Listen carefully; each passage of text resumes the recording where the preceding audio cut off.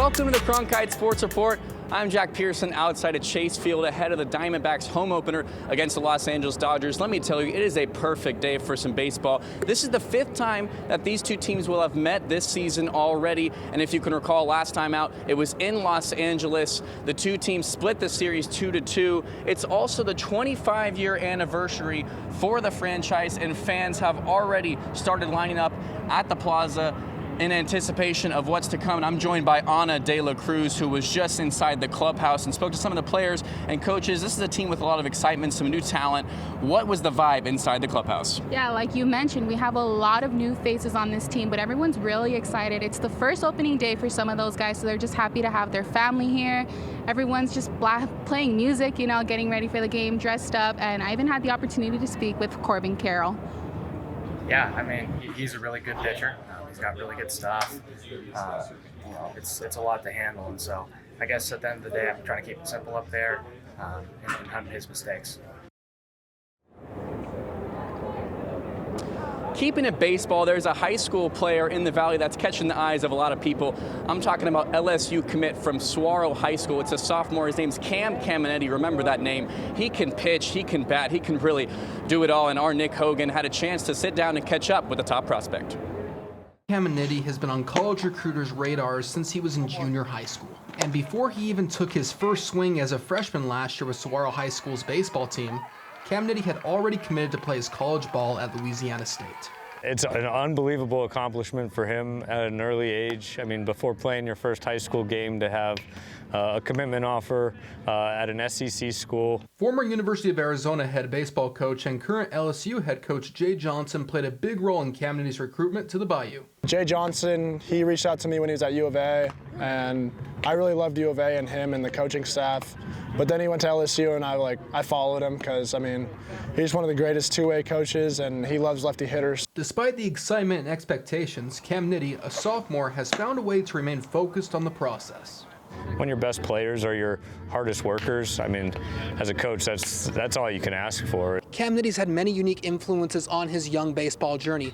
One of them includes his late cousin, Ken Caminiti, who won the 1996 National League MVP award. Cam wears number 11 on his back in his honor. I definitely look up to him in ways. I wear number 11 for him. I just always wore number 11, and he definitely makes a huge impact on my name, but I still want to create a name for myself as well. For Caminiti, the support from coaches, family members, and teammates is apparent. He's got the potential to probably be like a National Player of the Year type of candidate with what he does on the mound and what he does at the plate. While suiting up for LSU is a lofty goal in of itself, the two-way player's dreams don't stop there. I just try and stay focused on my one goal. I want to make it to MLB, and I want to be a starting center fielder or pitcher, whatever gets me on the field. It's just waking up every day and telling myself what my one goal is at the end of the day. In Scottsdale, Nick Hogan, Cronkite Sports. From baseball, we move over to hockey, where the Arizona Coyotes started a street hockey league, and it's a chance for the young kids to get introduced to the game. Our Joseph Furtado was in Gilbert and gives us a glimpse at the action. Hockey has been growing here in the Valley, and with the help of the Arizona Coyotes, who introduced their first ever street hockey league to help give kids a place to go to learn the game of hockey. Our mission statement is simply to just give kids a fun and safe place to learn and improve their skill in the sport of hockey. The league offers a risk-free introduction to the sport of street hockey, where kids will learn the basics of the game. The program is offered at an affordable price, trying to make the game more accessible for kids. Hockey is an expensive sport, so if a lot of these kids, if they can't afford to play ice hockey, we give them a street league for 10 weeks for $50. I think it's a good alternative. If you want to not pursue the ice hockey or anything else, then you at least have some understanding of how the game works, which is kind of big here in Arizona, just trying to grow the game more. Passing, shooting, and scoring was the name of the game on out here today for these kids who are having a ton of fun playing the game of hockey. The Arizona Coyotes Street Hockey League ends in May, so come get your kid on out here and get them playing. In Gilbert, Joseph Furtado, Cronkite Sports.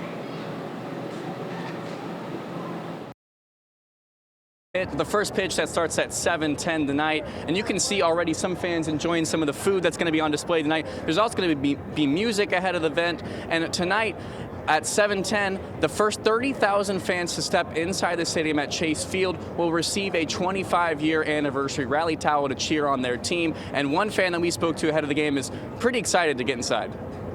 That's against the Dodgers, though. We hate the Dodgers. Excited. We're here 6 hours before game time, so what's that tell you? That's it for your Cronkite Sports Report. We'll send it back to Lydia and Jonah at the studio.